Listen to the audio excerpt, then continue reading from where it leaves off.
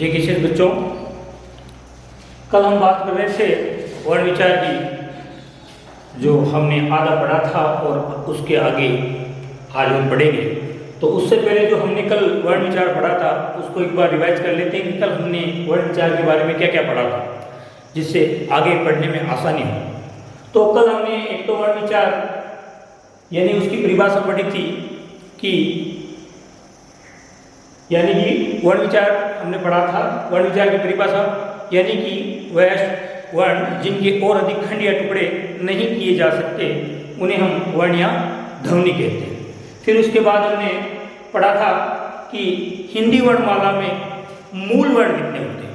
तो हिंदी वर्णमाला में हमने पढ़े थे कि मूल वर्ण होते हैं वो होते हैं 44, जिन्हें दो भागों में बांटा गया। एक तो है स्वर वर्ण, एक हमने पढ़ा था स्वर वर्ण के बारे में जिनकी संख्या होती है 11, और एक हमने पढ़ा था व्यंजन वर्ण जिनकी संख्या होती है 33।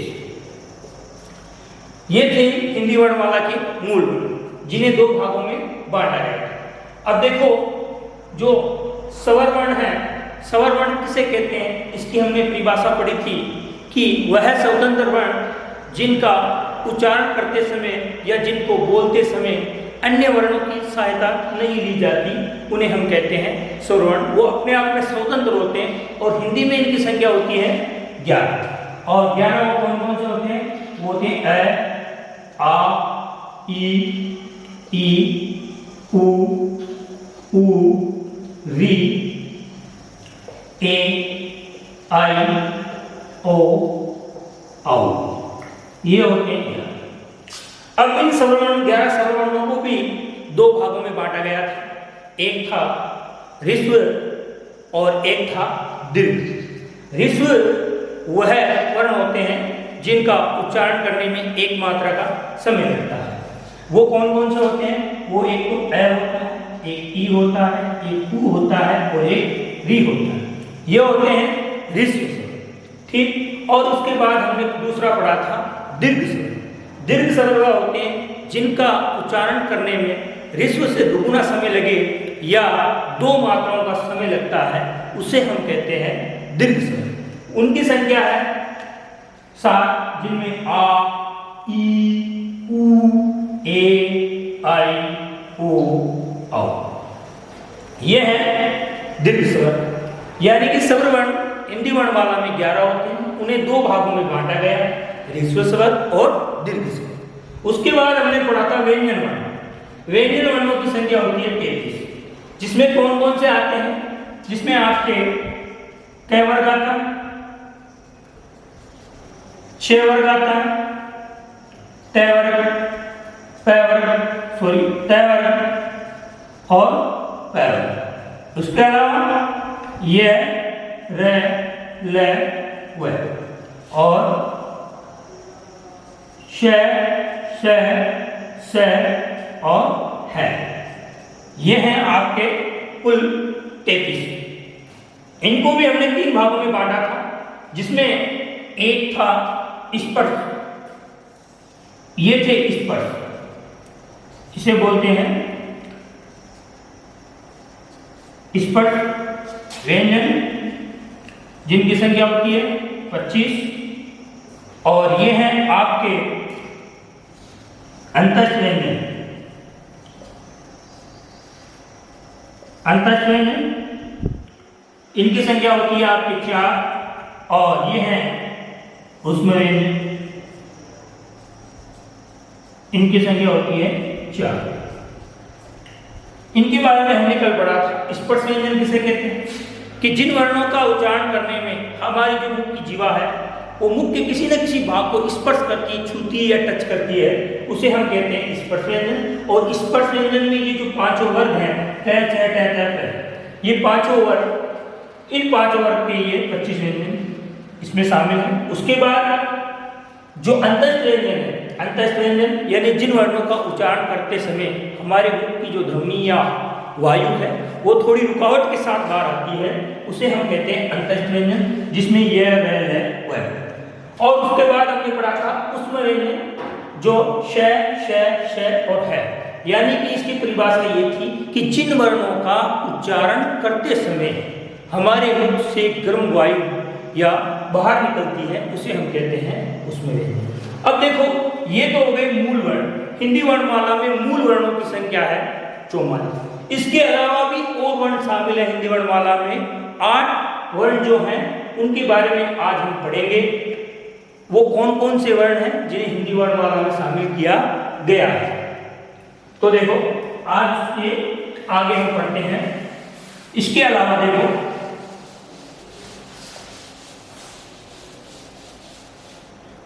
चार वर्ण ऐसे भी हैं जिन्हें संयुक्त वर्ण कहते हैं, जो कहने का मतलब स्वर और व्यंजन के मेल से ही बनते हैं। तो दूसरा इसके तीसरा अंदर इसके अंदर आ जाएगा आपके संयुक्त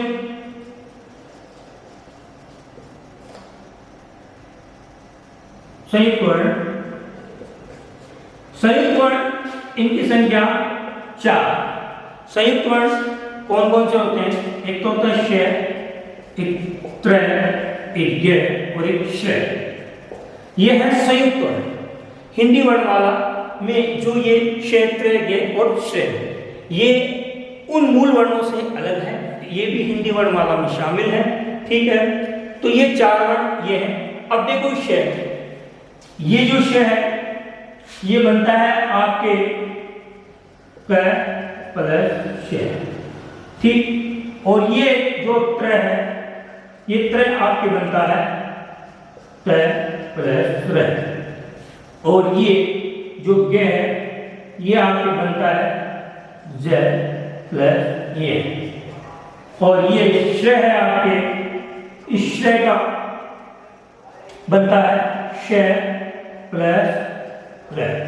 तो ये जो संयुक्त वर्ण है ये संयुक्त वर्ण 4 है। इनकी संख्या हिंदी वर्णमाला में 4 है, जो ये स्वर और व्यंजन के मेल से बनते हैं। इसके अलावा चौथा हम इसमें देखते हैं तो ये है आपके अयोग्य।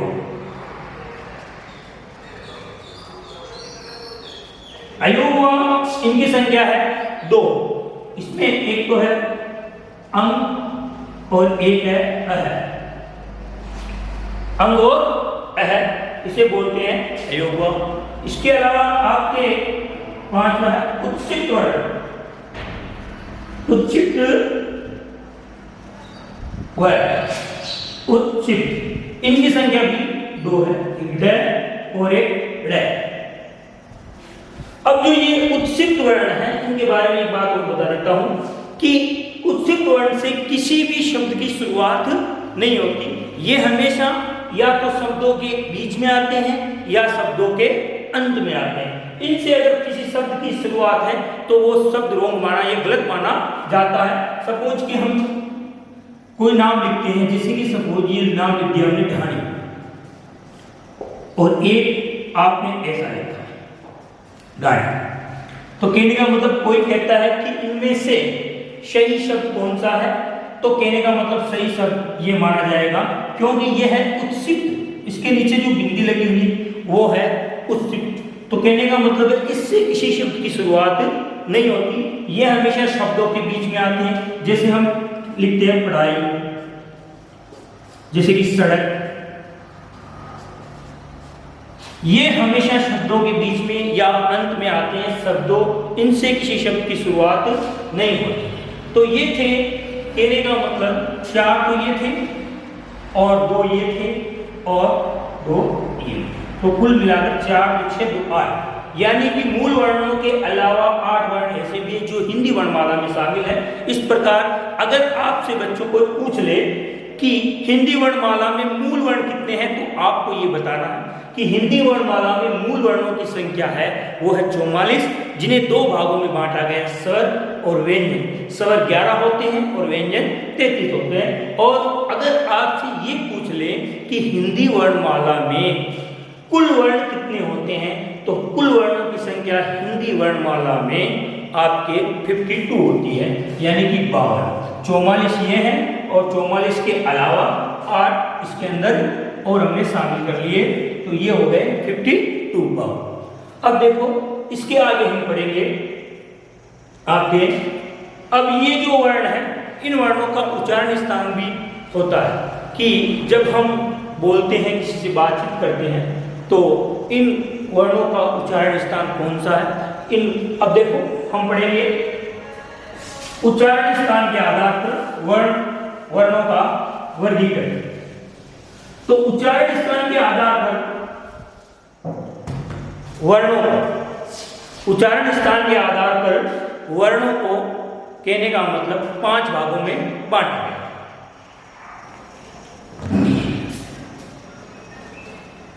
यहां मैं लिखूंगा कि उच्चारण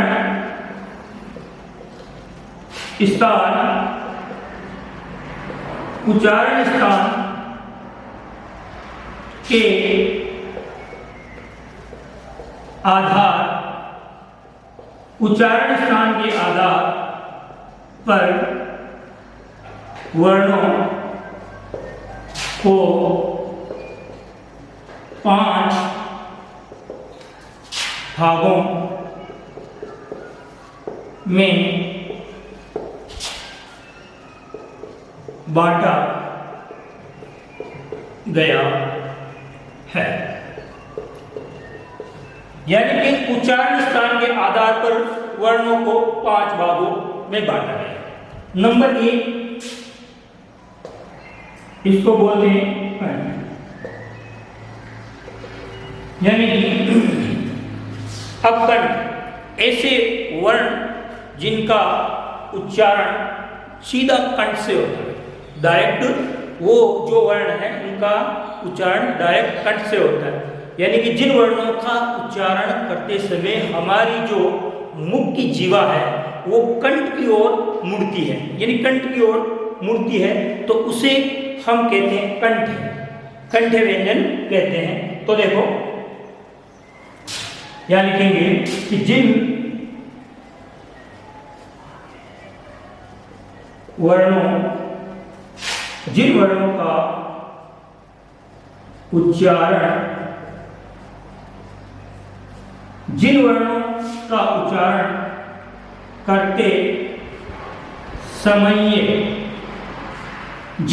का उच्चारण करते समय हमारी जीभ, यानी कि जिन वर्णों का उच्चारण करते समय हमारी जीभ कंठ की ओर मुड़ती है उसे कंठ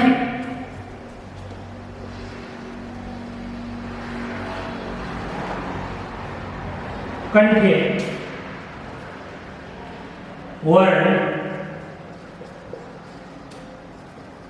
कहते हैं, कि कंठे वर्ण कहते हैं कि जिन वर्णों का उच्चारण करते समय हमारी जीभ कंठ की ओर मुड़ती है तो उसे हम क्या कहते हैं, कंठे वर्ण कहते हैं। अब ये वर्ण होते कौन कौन से हैं, तो देखो जैसे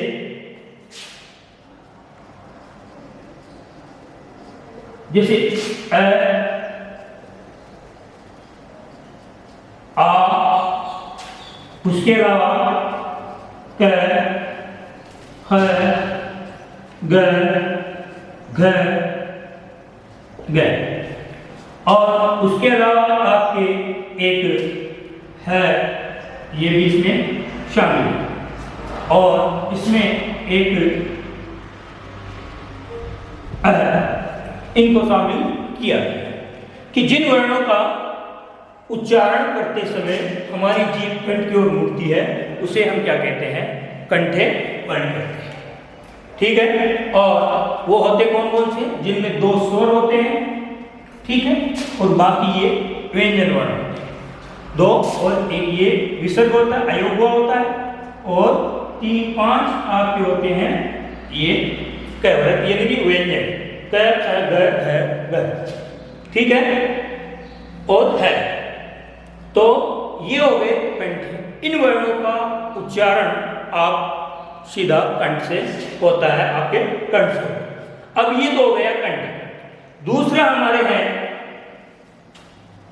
तालु। अब देखो तालु, तालु या तालव्य, ठीक, कि जिन वर्णों का उच्चारण करते समय हमारी जीभ तालु को स्पर्श करती है, यानी तालु को छूती या टच करती है, तो उसे तालव्य व्यंजन कहते हैं। अब देखो इसकी परिभाषा कि जिन वर्णों का उच्चारण, जिन वर्णों का उच्चारण करते समय, जिन वर्णों का उच्चारण करते समय हमारी जीभ तालु को स्पर्श करती है, उसे तालव्य,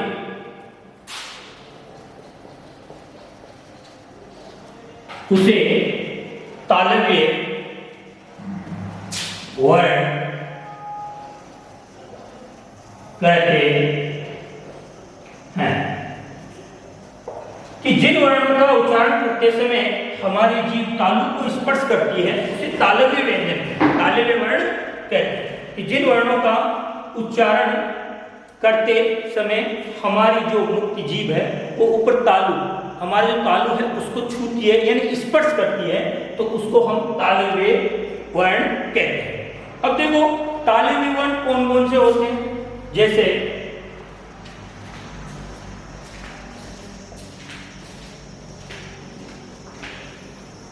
इसमें आप क्या रहेगा, एक तो ई,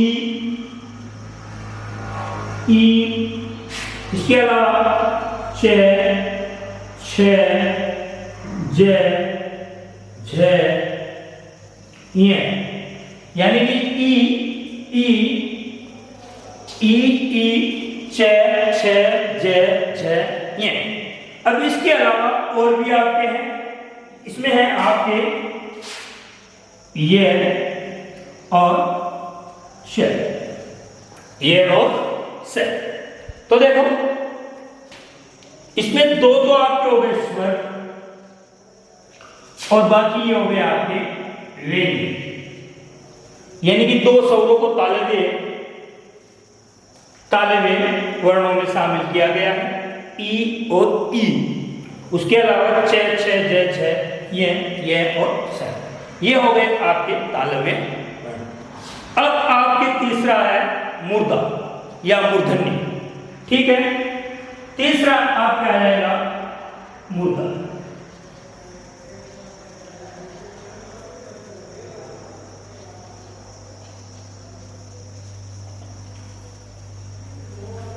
अब देखो मूर्धा वर्ड किसे कहते हैं, जिन वर्णों का उच्चारण करते समय हमारी जीभ दांतों के खुरदरे भाग को टच करती है, छूती है या स्पर्श करती है, तो उसे मूर्धन्य व्यंजन वर्ण, मूर्धन्य वर्ण कहते हैं। तो इसकी परिभाषा हो जाएगी कि जिन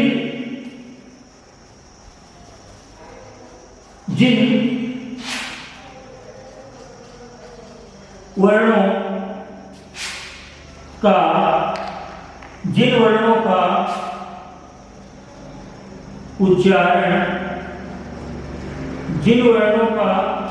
उच्चारण करते समय,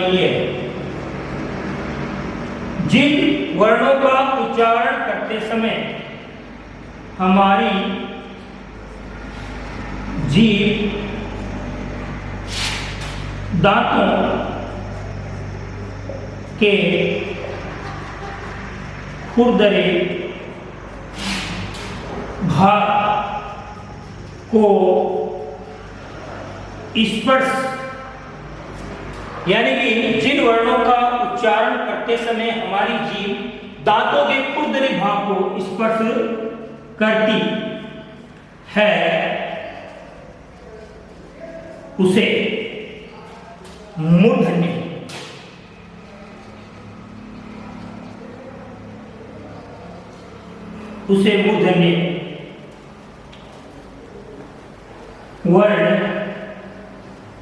मूर्धन्य वर्ण कहते हैं। कि जिन वर्णों का उच्चारण करते समय हमारी जो जीभ है वो दांतों के जो ऊपरी खुरदरे भाग होते हैं उनको क्या करती है, स्पर्श करती है, छूती है, तो कहने का मतलब उसे हम क्या कहते हैं, मूर्धन्य वर्ण कहते हैं। अब देखो हिंदी वर्णमाला में मूर्धन्य वर्ण कौन कौन से होते हैं, तो देखो जैसे एक तो ये होता है, उसके बाद आपका ट वर्ग आता है जिसमें ट, ठ, ड, ढ, ण। इसमें देखो ट, ठ, ड, ड, ढ, न। उसके अलावा देखो एक आता है र और एक आता है श, यानी कि एक इसमें स्वर है बाकी इसमें व्यंजन। ठीक है, ये स्वर है, ये स्पर्श व्यंजन आ गया कहने का मतलब, और इसके अलावा ये आप कह रहे हो श। ठीक है ना, तो ये है था मूर्धन्य मुर्दा जिन्हें बोलते हैं। जिन वर्णों का उच्चारण करते समय हमारी जीभ दांतों के खुरदरे भाग को स्पर्श करती है उसे मूर्धन्य वर्ण कहते हैं। जो इसमें शामिल है, एक तो री है, एक ट, ठ, ड, ढ, ण और र और श। तो ये अब के कहने का मतलब 3 हो गए, यानी जैसे 5 उच्चारण स्थान के आधार पर वर्णों को 5 भागों में बांटा गया, कंठ, तालु, मूर्ध। अब इसके अलावा 2 और हम देखते आगे।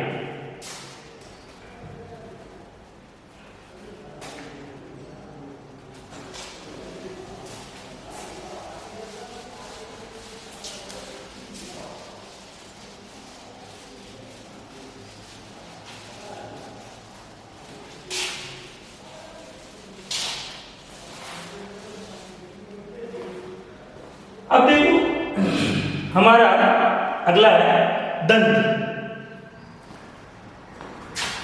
चौथा है दंत,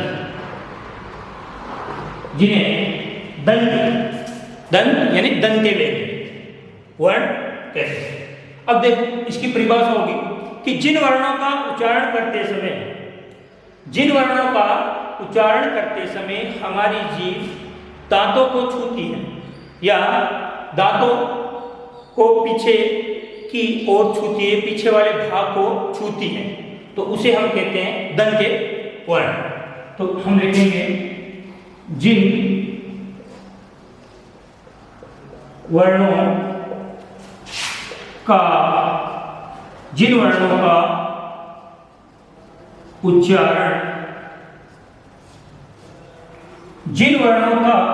उच्चारण करते समय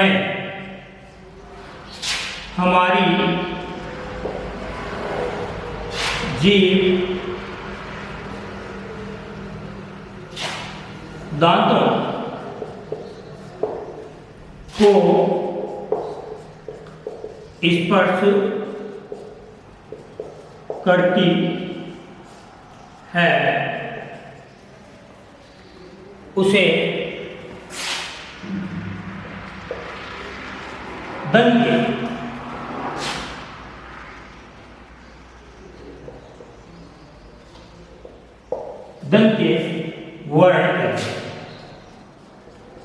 वर्ण कहते हैं।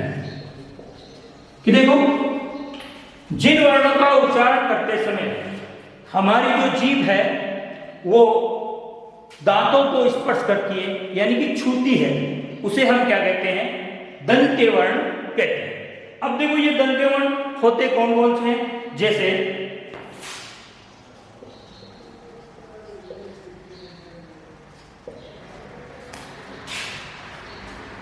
एक तो इसमें आता है आपके ट वर्ण, जिसमें ट, थ, द, ध, न। एक तो ये इसके अलावा इसमें एक ल और एक आता है श, ल और स, तो ये आते हैं दंत्य वर्ण। ठीक है, त, थ, द, ध, न, ल और स। ठीक है, तो ये हो गए दंत्य। इसके अलावा पांचवा है हमारे ओष्ठ।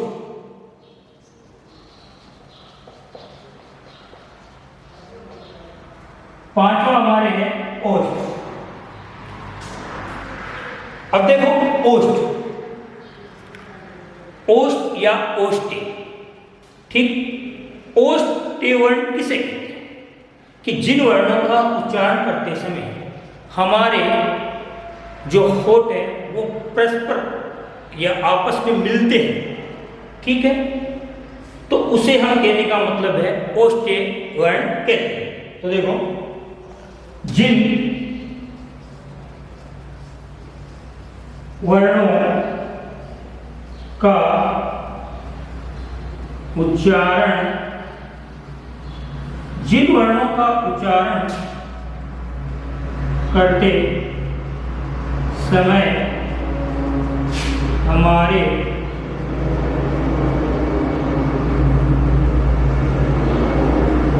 होठ परस्पर मिलते हैं उसे क्या कहते हैं? ओष्ठी।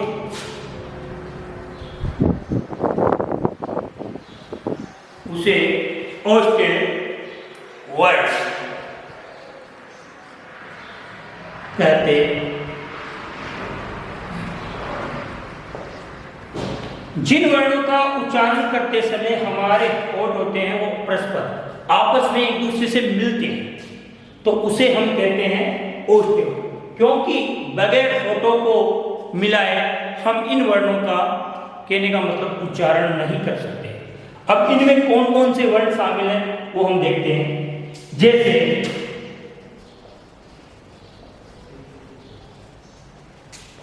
एक तो इसमें है ऊ, दूसरा भी ऊ, यानी कि दो स्वर इसमें शामिल है, एक तो ऊ और ऊ। ठीक, इसके अलावा इसमें आपके प, फ, ब, भ और म, इन वर्णों को हमने शामिल किया। ऊ, प, फ, ब, भ, म, ये तो हो गए आपके ओष्ठी वर्ण। ठीक, अब देखो उच्चारण स्थान के आधार पर हमने पढ़े हैं वर्णों के 5 भेद, जिसमें सबसे पहले हमने कंठ पढ़ा, दूसरा तालु, तीसरा हमने मुर्दा, चौथा दंत और पांचवा ओष्ठी। अब इनके अलावा कुछ वर्ण ऐसे भी हैं, सॉरी अभी इनमें एक और है नासिक के वर्ण और है। इसके अंदर देखो एक और है, ये तो हो गए 5। अब इनके अलावा हम पढ़ेंगे एक तो नासिक के वर्ण, उसके अलावा कुछ ऐसे वर्ण हैं जिन्हें आपस में हमारी जो दो इंद्रियां हैं वो काम करती हैं, जिसमें दंतोष्ठ है, ठीक है, और आपके कंठ तालव्य है, इनके बारे में हम पढ़ेंगे। तो यहाँ मैं बता देता हूँ नासिक के वर्ण के बारे में बता देता हूँ। नासिक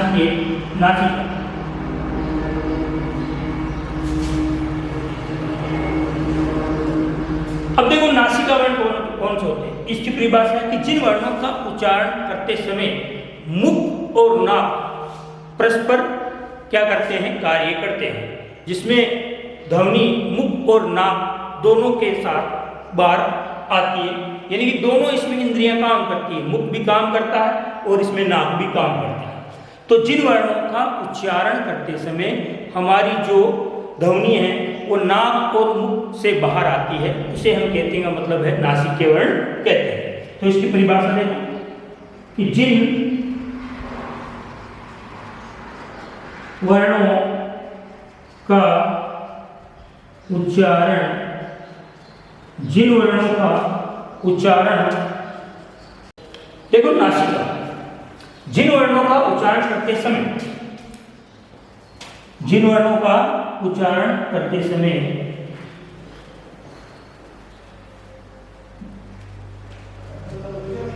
हम जिन वर्णों का उच्चारण करते समय हमारी मुख की जो वायु है वो नाक व मुख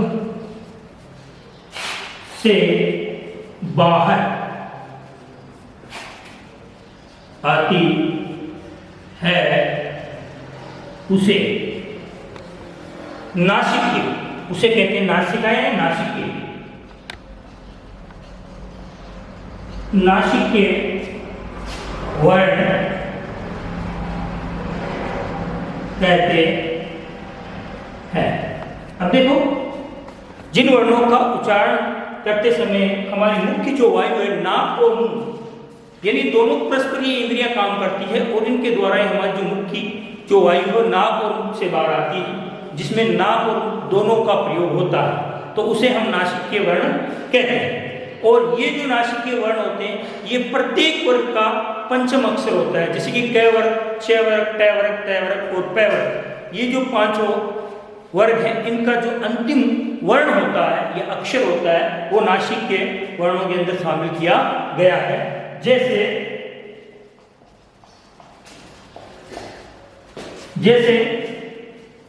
इसमें ग, ये, न, म, ठीक, ये पांच जो वर्ण हैं ये नासिक्य वर्णों के अंदर शामिल किए गए हैं। अब बच्चों इसके अलावा भी कुछ ऐसे वर्ण हैं जो जिनका हम उच्चारण करते हैं तो इसमें हमारी दो दो इंद्रियां आपस में कार्य करती हैं। उसमें हम पढ़ेंगे, देखो आगे,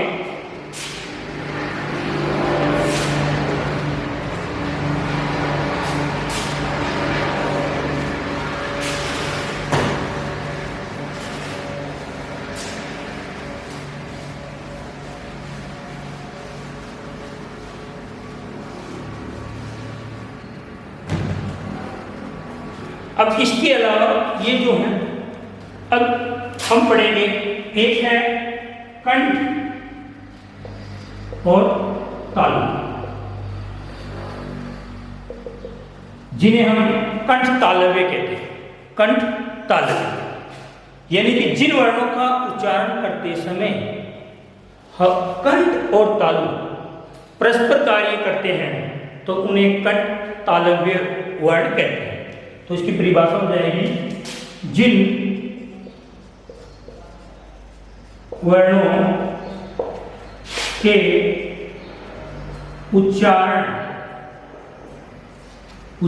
में, जिन वर्णों के उच्चारण में कंठ और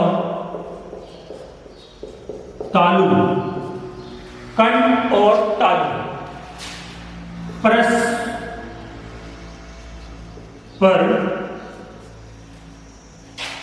कार्य करते हैं, यानी कि जिन वर्णों के उच्चारण में कंठ और तालु परस्पर कार्य करते हैं, यानी दोनों आपस में मिलकर काम करते हैं, तो उसे क्या कहते हैं, उसे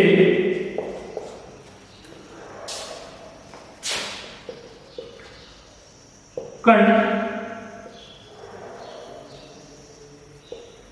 तालव्य, उसे कंठ तालव्य वर्ण कहते हैं। कि जिन वर्णों के उच्चारण में कंठ और तालु परस्पर मिलकर कार्य करते हैं, यानी कि कंठ और तालु दोनों का प्रयोग होता है, उसे हम कहते हैं कंठ तालव्य वर्ण कहते हैं। अब इनमें कौन कौन से शामिल हैं, तो जैसे ए और आई, इन दो स्वरों को इनमें शामिल किया गया है। तो जो दो स्वर वर्ण है वो इनके अंदर शामिल है। अब इसके अलावा एक है कंठ ओष्ठ, कंठ ओष्ठ, इसके अलावा है कंठ ओष्ठ। अब कंठ ओष्ठ में क्या होता है कि कंठ और ओष्ठ दोनों परस्पर मिलकर कार्य करते हैं, तो उसे बोलते हैं कंठोष्ठ। ठीक है, कंठ ओष्ठ वर्ण कहते हैं। तो इसकी परिभाषा हो जाएगी, जिन वर्णों के उच्चारण में, जिन वर्णों के उच्चारण में कंठ और ओष्ठ परस्पर कार्य करते हैं, कि जिन वर्णों के उच्चारण में कंठ और ओष्ठ दोनों मिलकर काम करते हैं, यानी कि जो ध्वनि है कंठ और ओष्ठ के द्वारा मुंह से बाहर आती है, उसे हम कहते हैं कंठोष्ठ। जिन वर्णों के उच्चारण में कंठ और ओष्ठ परस्पर कार्य करते हैं, उसे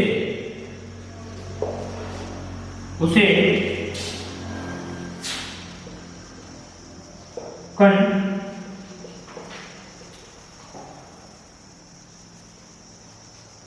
ओष्ठ वर्ण कहते हैं।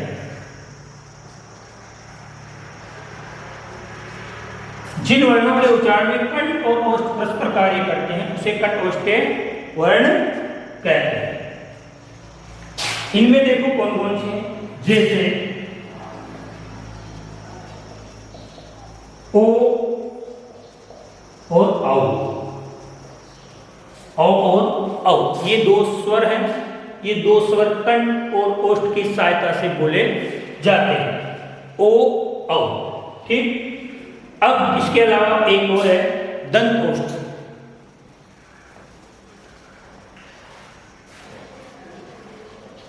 दंत ओष्ठ,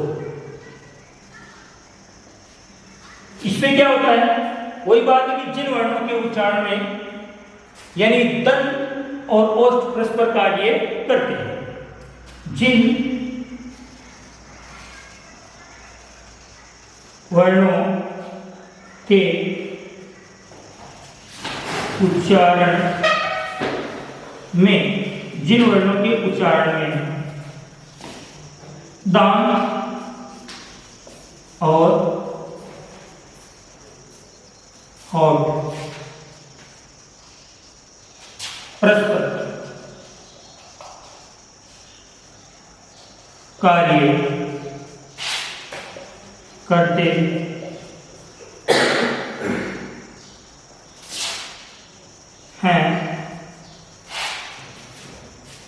उसे दंत ओष्ठ के वर्ण कहते हैं। दंत ओष्ठ के वर्ण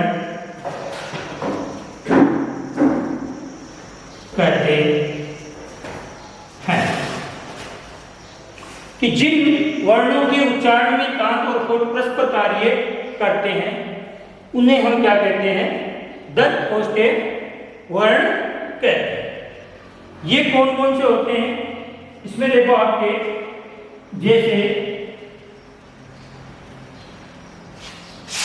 वह, और एक होता है फ, जिसके नीचे बिंदी लगी।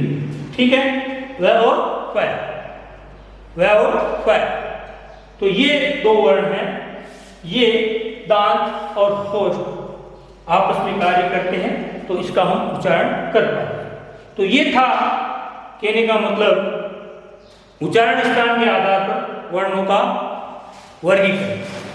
अब एग्जाम में इससे संबंधित क्वेश्चन आते हैं, उनके बारे में मैं आपको बता देता हूं कि क्या क्या क्वेश्चन आपको एग्जाम में पूछते हैं।